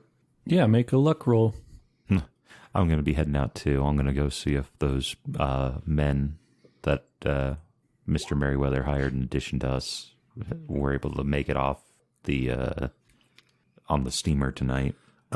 As they're heading out, I will tell them, remember the man that attacked us before is still out there and could still be dangerous. You two should probably stay together. The one-armed man? Yes. Do you have weapons, Mr. I have Elias? no weapons. Do you have a weapon?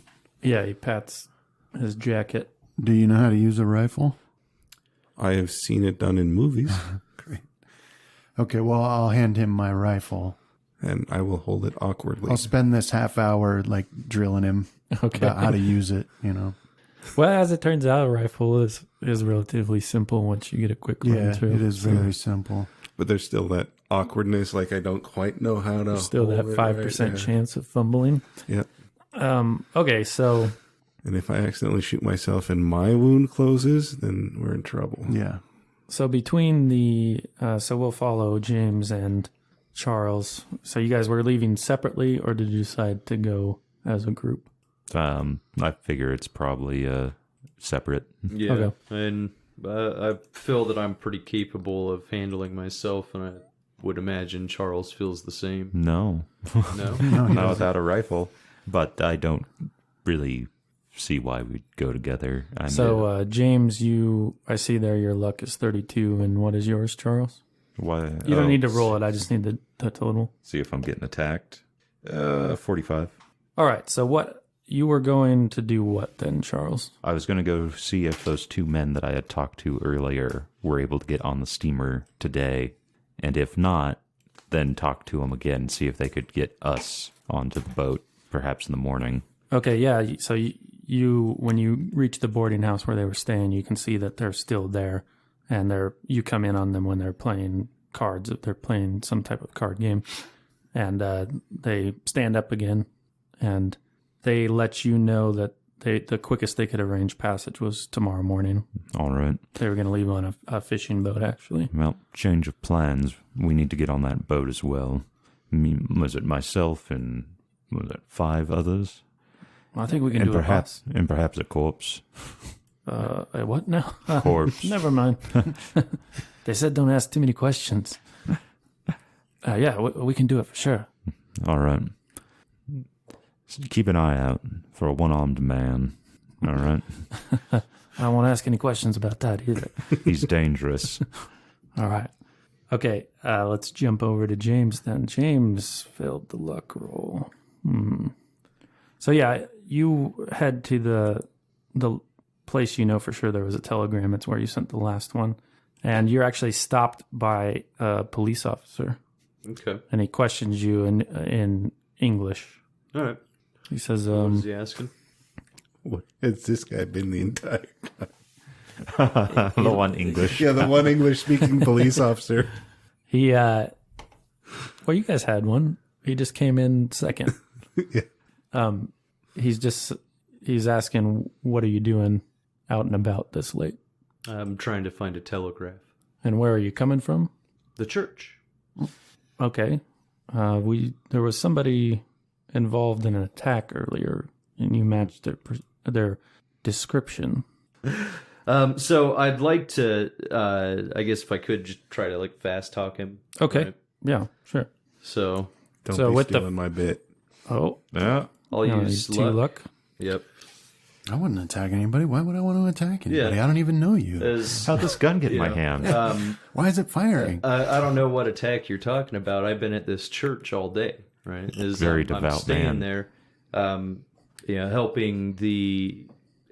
I'm on a mission myself, right? A mission from God. Yeah, that's what all. Is it called a mission for Catholics?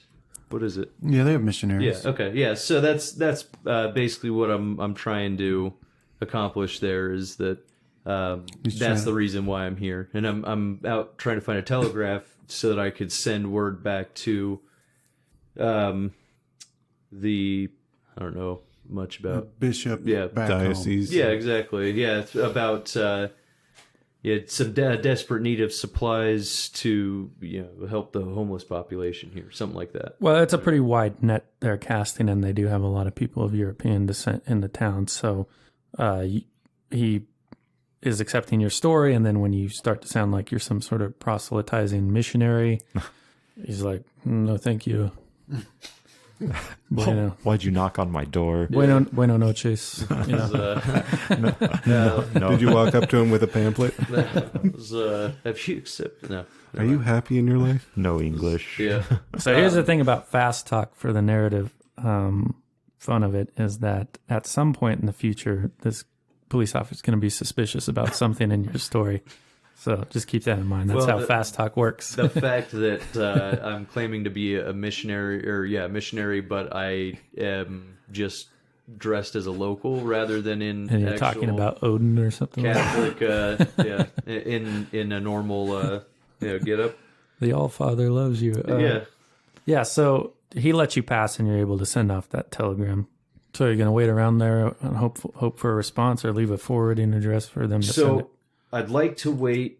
How long? So how long did it take for me to get there, and how long did it take to send the telegraph off? It doesn't take very long at all. It depends on how complex the message is. It's just going to be, I need a vehicle quick, basically. Coated, I would hope, in something, right? But it's not going to be a big thing. So it doesn't take very long, just the travel time and maybe 10 minutes to get the message out. So I'll wait another 10 minutes here. And then how long would you say it is to back to the church? We'll say 10 minutes. Yeah, What if I took a different route? it could be longer. Okay, so I'd like to...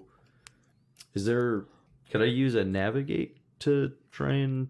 Find a quicker way. Yeah. Well, you traveled the most direct route. Well, not quicker, different. But not as... You can find a different way if you want. There's no navigation rule required Okay. in this case. But I do want to mention that the time you spent waiting for that telegraph, that police officer comes back to the street and he's just kind of stopped out there.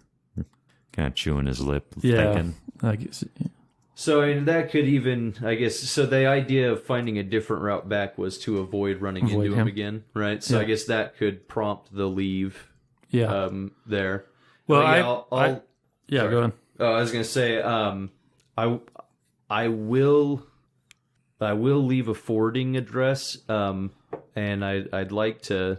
Well, I mean, he knows that I'm over there at the church, so I'd like to try and bribe this person to just tell him the wrong address, right? That the hotel that we were at before.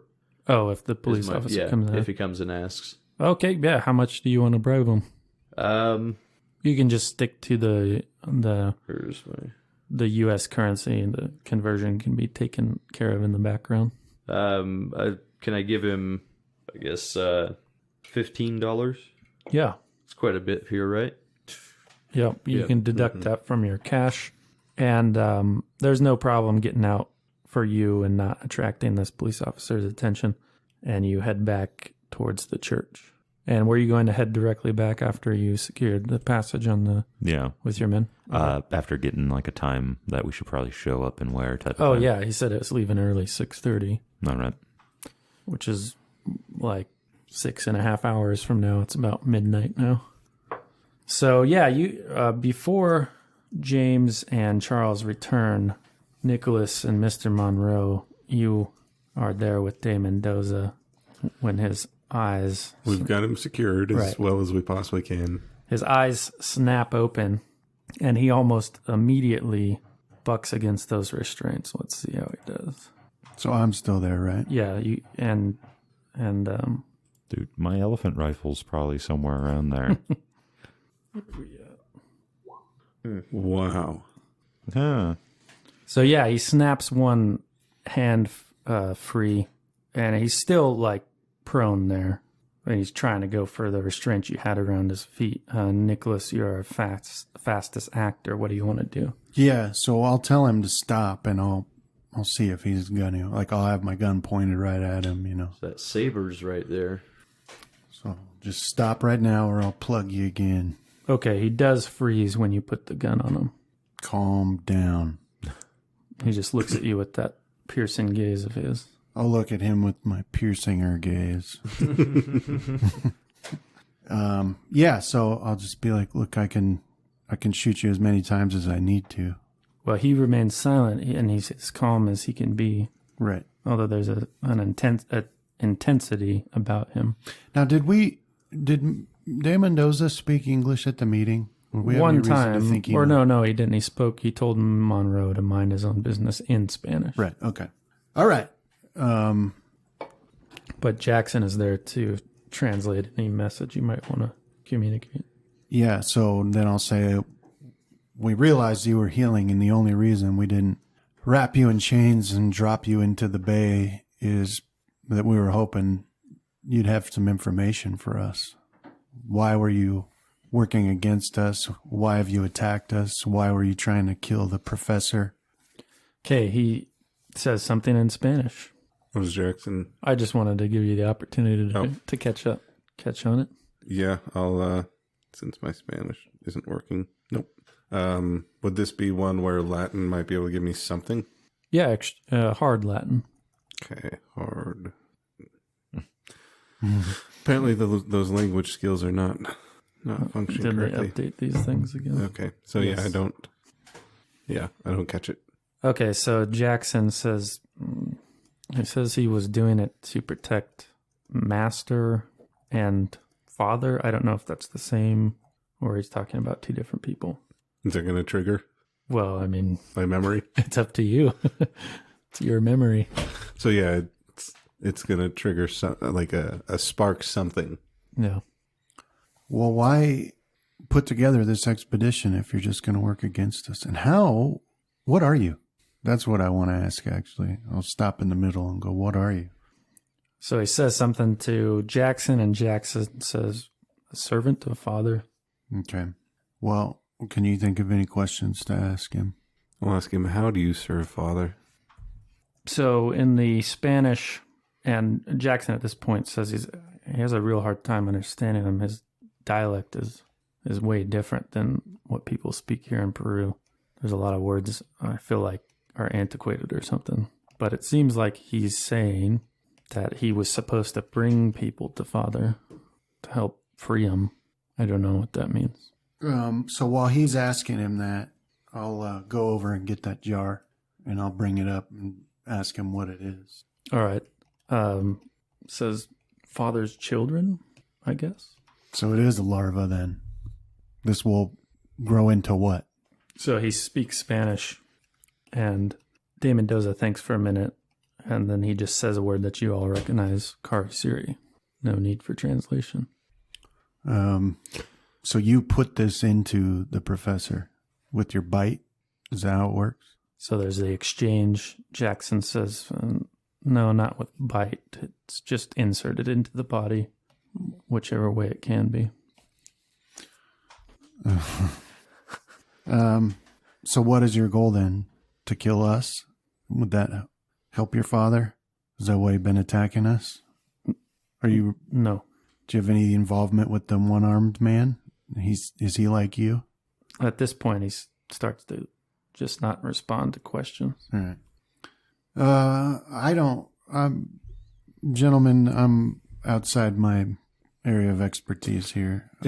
Is he responding to us when we speak English? No, not really. Or does it have to go through a translation before? I mean, he'll look at you when you guys are talking, but you've fallen into this rhythm where he looks to Jackson to get the Spanish. Okay. Yeah, I was curious if he's like, if he understands this and he's just refusing to, like, if he understands what we're saying or if he's just being obstinate.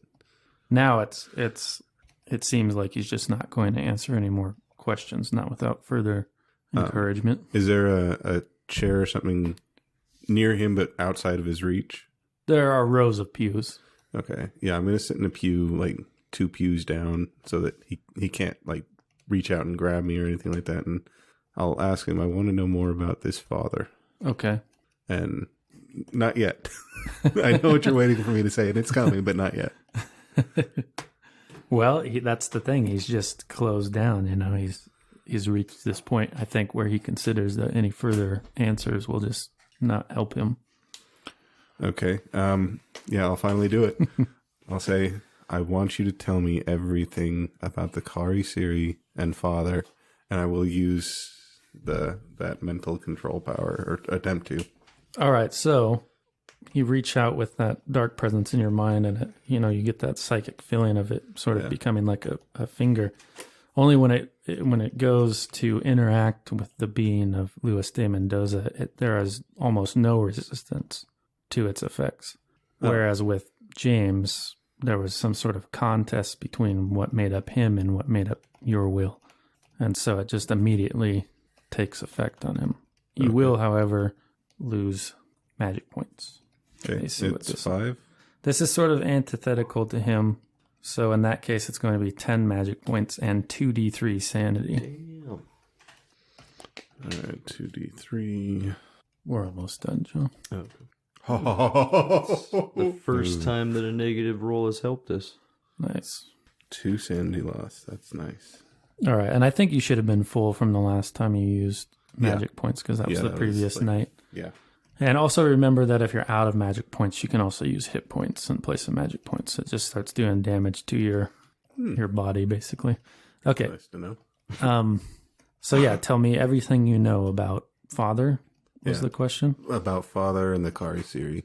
All right. So he verifies, I suppose, only what James knows, which is the story in the Final Confessions of Gaspar Figueroa that he was once a Spanish conquistador that rode with Franco Pizarro in the conquest of Peru, or what's now known as Peru. Okay. And him and his friends had found this pyramid up in the highlands, and they found some loot, and there was this golden paneling around the inside walls of the pyramid, and they removed a portion of it. And that night is when Father spoke to him and gave me these powers, this ability to regenerate. Okay. And how did that become the Kari Siri? Because you're not the only ones with powers. There are others, many others. How do you create them? The larva makes them in the Kari Siri. How do you create the larva? Father makes them. They're his children. But where do they come from? From the pyramid. And you bring them from the pyramid here to make these children for him? We return to Father to feed him, and he gives us more larvae. Were we supposed to be fed to him? No. What was our purpose? To remove the golden warding in the pyramid. And will that bring Father forward? We think so. Were we expected to survive this? I had no expectations that you would survive, although I did not plot their demise. Well, I guess only Nicholas, he didn't plot your demise. Thank you.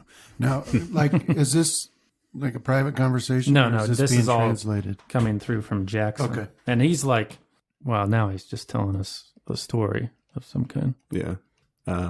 But I don't know if I can believe those words as I speak them. You shot this man in the head and now he's healed. I think we might have to take this at face value. But what does that mean?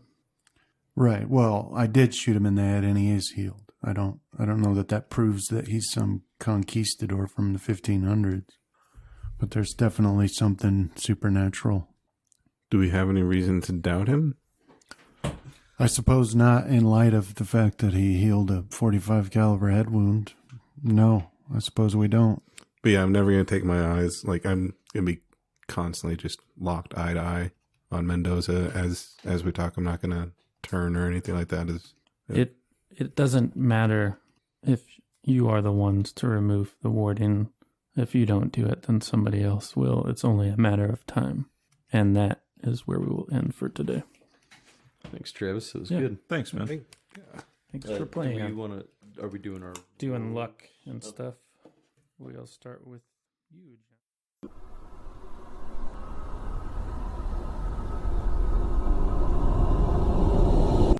This has been a Death Watch production. Thank you for listening.